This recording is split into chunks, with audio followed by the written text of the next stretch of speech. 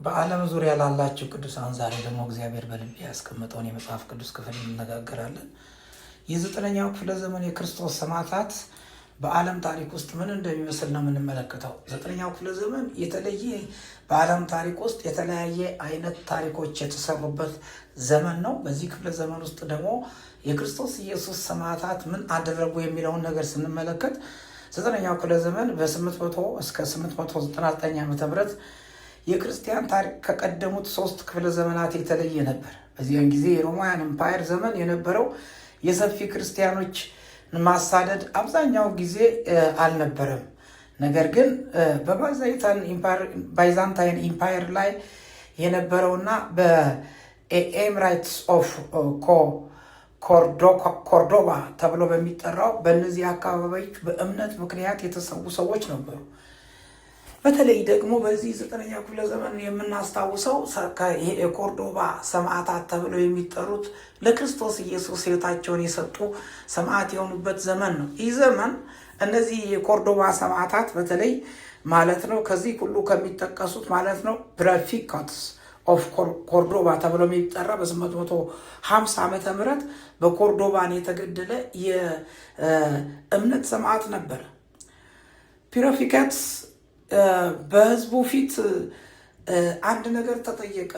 ይህንን ጌታ ብለህ የምትለውን ኢየሱስን መካድ አለብህ ተብሎ በተባለ ጊዜ በህዝቡ ፊት ይህንን ክርስቶስ የምትሉትን እናንተ ያላመናችሁትን እኔ ግን አምላኬ አድርጌ ጌታ አድርጌ የተከተልኩትን አልክድም በማለት በዚያ ማለት ነው ካህን የነበረው ይሄ ሰው በእምነቱ ምክንያት ተይዞ በአሰቃቂ ሁኔታ እንደተገደለ የቤተ ክርስቲያን ታሪክ ይናገራል።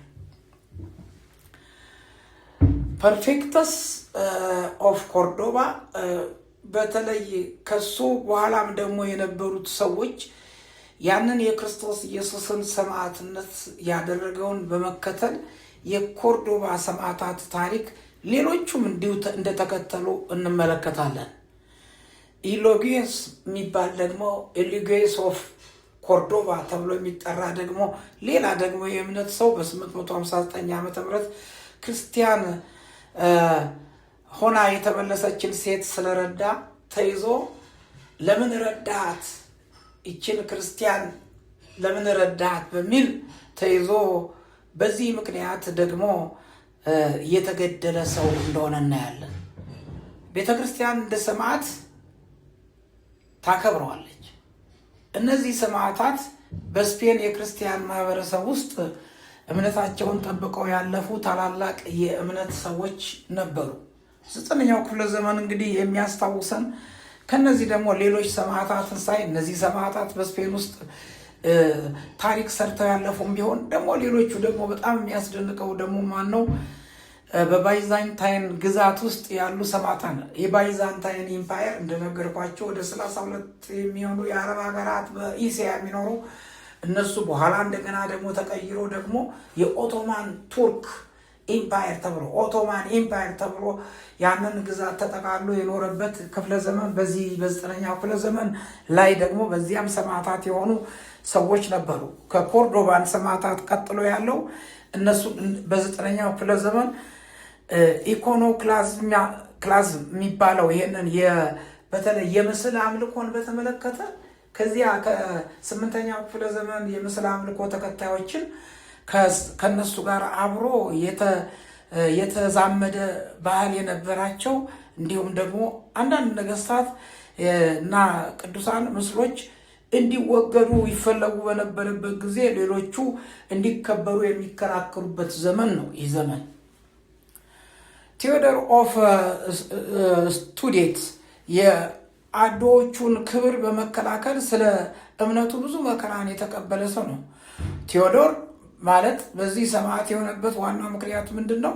በትክክል ሰማዕት ሆኖ የተገለጠ እንዳልሆነ ቢነገርም በእምነቱ ግን ይሄ ትክክለኛውን የክርስቶስ ኢየሱስን ባህሪ የሚገልጥ ትክክለኛውን ሕይወት ያሳየ ሰው መሆን ነው ያለፈው። ሌላው ቅዱሳን በቅዱስነቱ የሚታወቅ በጻድቅነቱ የሚታወቅ ቂርሎስና መቶዲዮስ ተብለው የሚጠሩ እነዚህ ሲሪል ኤንድ ሜቶዲዮስ ተብለው ወደ ስላቭ አገሮች ሄደው ወንጌልን የሰበኩ ሰዎች ናቸው። የእነዚህ ሰዎች መጨረሻም ደግሞ ምንድን ነው? ለዚሁ ለአምላካቸው ለጌታችን ለኢየሱስ ክርስቶስ ሲሉ በዚያ በስላቭ በሚገኙ ሀገሮች ውስጥ መከራን ያለፉ ሰዎች ናቸው። እንደገናም ደግሞ በጣም የሚያስደንቀው የእነሱ የወንጌል አሰባባክ ዘዴ የተለየ ነው። ሌላ ወንጌልን ከመስበክ ደግሞ ተጓዳኝ የሆነ ነገር አድርገዋል። የስላቭ ፊደል ማለት ነው፣ እሱን ለመፍጠር አስተዋጽኦ አድርገዋል። ያንን ከፈጠሩ በኋላ ወንጌል በዚያ እንዲሰበክ ለማድረግ ብዙ ጥረት ያደረጉ ናቸው። ሰማዕታት ተብለው ቤተ ክርስቲያን ከሐዋርያት እኩል ተብለው መጠራት አለባቸው ተብለው የተነገረላቸው ሰዎች ናቸው። በምስራቅ ድንበሮች ደግሞ የተሰዉ ክርስቲያኖች ባይዛንታይን ኢምፓየር በአረብ ግዛቶች መካከል በነበሩ ጦርነቶች መካከል ካህናት፣ መነኮሳትና ምዕመናን ስለ ክርስቶስ ኢየሱስ ሲሉ ዋጋ የከፈሉና ሰማዕት የሆኑ ብዙ ናቸው። በስም ተጠቅሰው የማይገለጡ የእግዚአብሔር ባሪያዎች ስለ ወንጌል ሲሉ ሕይወታቸውን አሳልፈው የሰጡ ብዙ ነበሩ። ብዙዎች በየአካባቢው መስዋዕት በመሆን በቤተ ክርስቲያን ታሪክ ስማቸው ያልተመዘገበ ብዙ ሰዎች በ9ኛው ክፍለ ዘመን በተለይ በተለያየ ቦታ ላይ ለክርስቶስ ሲሉ ሰማዕታት የሆኑ ሰዎች ነበሩ። 9ኛው ክፍለ ዘመን የሰማዕታት ዘመን ከመሆኑ ይልቅ የወንጌል ስርጭት፣ የትምህርት መስፋፋትና የስነ ሃይማኖት ክርክሮች ዘመን የነበረበት ነው። እነዚህ 4 ነገሮችን በደንብ አድርጎ የሚያስረግጥ ነው። 9ኛው ክፍለ ዘመን አንደኛ የወንጌል ስርጭት ዘመን ይባላል። ሁለተኛ የወንጌል ትምህርት አስፋፊ ዘመን ተብሎ ይጠራል። ሶስተኛ የስነ መለኮት ክርክር የተነሳበት ዘመን ነው። አራተኛ ብዙ ሰማዕታቶች በየተለያየ ቦታ ሰማዕት ሆነው ያለፉበት፣ እንደገናም ደግሞ በየትኛውም የታሪክ መዝገብ ላይ ያልተቀመጠ ታሪክ ያላቸው ብዙ ሰማዕታቶች ያለፉበት ሆኖ ይታያል። ሆኖም እንደ ኮርዶማን ሰማዕታት ያሉ ሰማዕታቶች እምነታቸውን ሳይክዱ በቤተ ክርስቲያን ታሪክ ውስጥ ልዩ ቦታ ይዘው የሚገኙ ሰዎች እንደነበሩ ደግሞ አንዳንድ ቅዱሳን መጽሐፍት ይህንን አስረግጠው ይናገራሉ። 9ኛው ክፍለ ዘመን ስለ ሰማዕትነት ሲነሳ የኮርዶባን ሰማዕታት በጣም ዋናና ቁልፍ ቦታ የያዙ በታሪክ የሚነገርላቸው ስለ ክርስቶስ ኢየሱስ ዋጋ ከፍለው ሕይወታቸውን አሳልፈው ሰጥተው ያለፉ ሰዎች ናቸው። እግዚአብሔር ስሙ የተባረከ ይሁን። የእስራኤል ቅዱስ እግዚአብሔር በጌታ በኢየሱስ ክርስቶስ እግዚአብሔር በዚህ ዘመን ደግሞ የእስራኤል ቅዱስ ብዙ ታሪክ ሰርተሃል። 9ኛው ክፍለ ዘመን ስናስብ እዚህ አሁን ተቀምጠን ጌታ የክብር አምላክ እግዚአብሔር ገናናውና ኃያሉ ንጉሥ አንተ ብርቱ ጌታ ሆነህ ረዳት ሆነህ ነገራችንን እየሰራ የእስራኤል አምላክ እግዚአብሔር ዛሬ ደግሞ የእስራኤል ቅዱስ በዚህ ደግሞ ወንጌልን እንድንሰብክ ለእኔና ለሴት ባሪያዎች ለወንድ ባሪያዎች ይህንን ጸጋ በላያችን ላይ ለቀሃል። አሁን የክብር አምላክ እግዚአብሔር ታሪክ አይደለም የምንናገረው። አሁን የክብር አምላክ እግዚአብሔር ስላንተ የተሰዉትን ባሪያዎች እያሰብን አሁን ደግሞ እኛ የክብር አምላክ እግዚአብሔር ለወንጌል የሚከፈል ማንኛውንም ዋጋ እያሰብን ለወንጌል እግዚአብሔር የቆረጠ ሕይወት እንዲኖረን በኢየሱስ ክርስቶስ ስም እንጸልያለን። አንተ ረዳት ነህ፣ ብርቱ ጌታ ነህ። የእስራኤል ቅዱስ ሕዝብን እንድታስነሳ ጸልያለሁ። በዚህ በዘመን መጨረሻ ይህ የመንግስት ወንጌል ለፍጥረት ሁሉ ይሰበካል ተብሎ እንደተጻፈ በቃሌ የክብር አምላክ እግዚአብሔር ባሪያዎች ተነስተው ቃልህን እንዲሰብኩ በጌታ በኢየሱስ ክርስቶስ ስም ጸልያለሁ። ኃይል እንድታረግ ለባሪያዎች ጸልያለሁ።